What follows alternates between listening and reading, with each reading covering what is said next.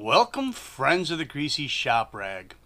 Today we're going to take a look at an Echo CS2511T chainsaw.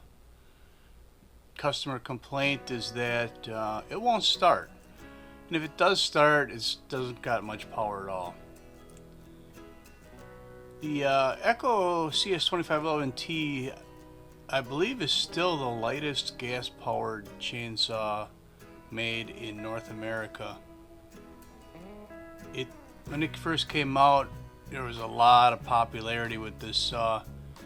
We found that newness has kind of tapered off, but we still sell quite a few of them. The big thing to do was convert them to 1/4-inch drive and put a 43 gauge chain on them. That kind of ended. Echo doesn't offer a 1/4-inch drive drum anymore, so if you can do the conversion, it's not going to be easy. So we've looked in the fuel tank and things appear normal. We're going to pull the spark plug out and take a look in the cylinder and make sure she ain't roached, eh? The plug looks fine. Customer probably swapped it out. And we've got spark. Well, now we do. So why won't it run? Let's take a little closer look in the cylinder and make sure. You know, it's kind of tough to look into this one. There's some carbon on top of the piston, but we want to look at the cylinder walls. This particular scope has two cameras on it. One that comes straight off the end and then one that's on the side where that light is. So in a smaller cylinder like this, I can just put the scope in there and then either turn the scope or turn the saw 360 and look at the whole cylinder. Now, in this video, it might look like those vertical lines are scores, but actually they're just like oil residue or something.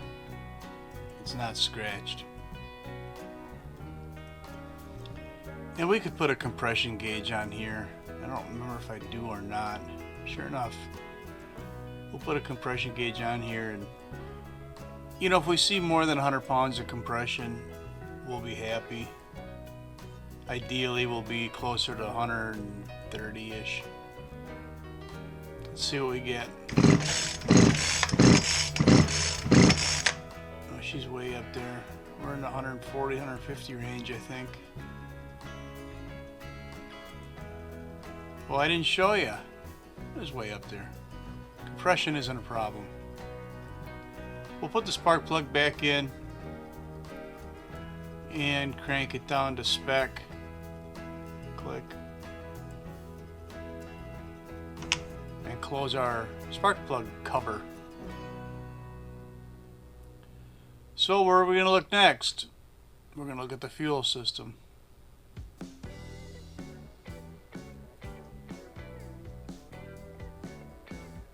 Simple, right? Flip the bail, remove the cover.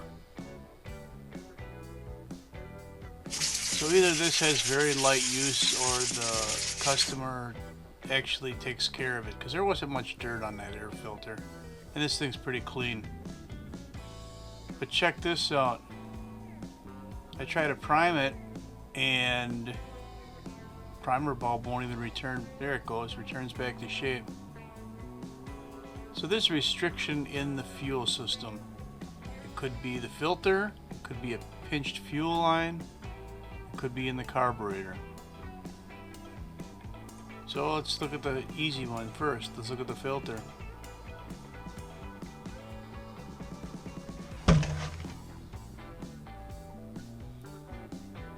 By golly, there's a filter in there.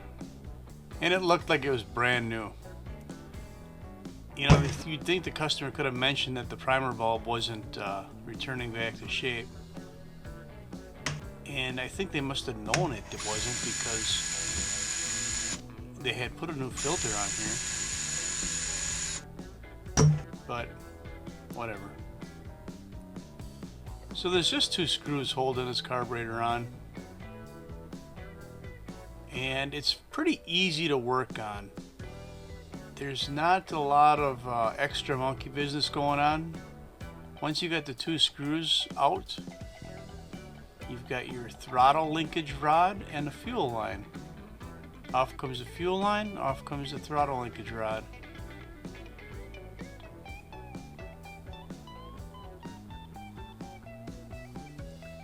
Let's take the pump cover off the carburetor, because you know what's underneath there? Our micro screen.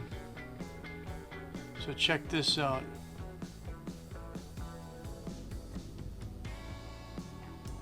Ooh, nice. A nice layer of scum blocking the screen. Probably a water problem. So we're gonna pop that screen out of there and just replace it.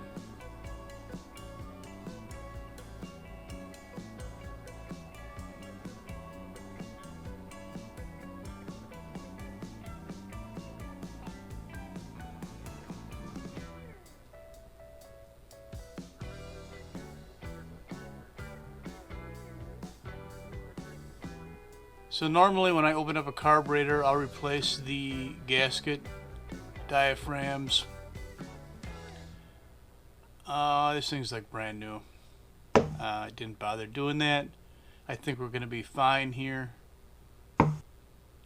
We'll get this cover bolted back on and put this thing together and see if it primes or not. What's this do? What's this do? What you looking at there, buddy?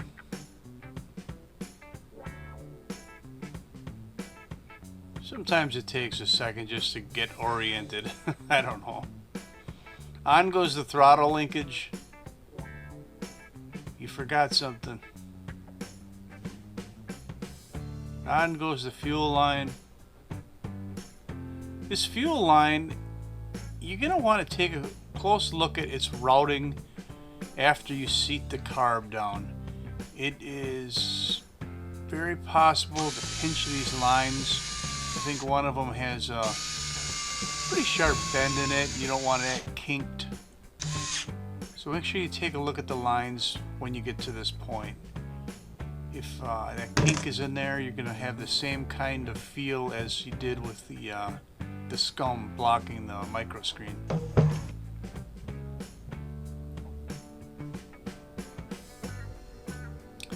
Now because we had that scum in there and we suspect there was water in the tank at some point, we'll just flush this a little bit.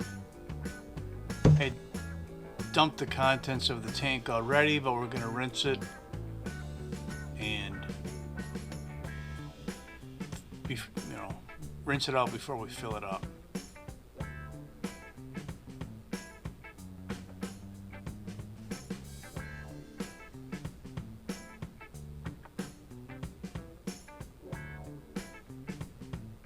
Does she prime? That's the question.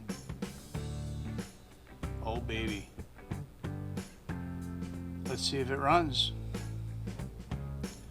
So that's all I'm going to have for you on the Echo CS2511T chainsaw that wouldn't prime. Thanks for watching. Later.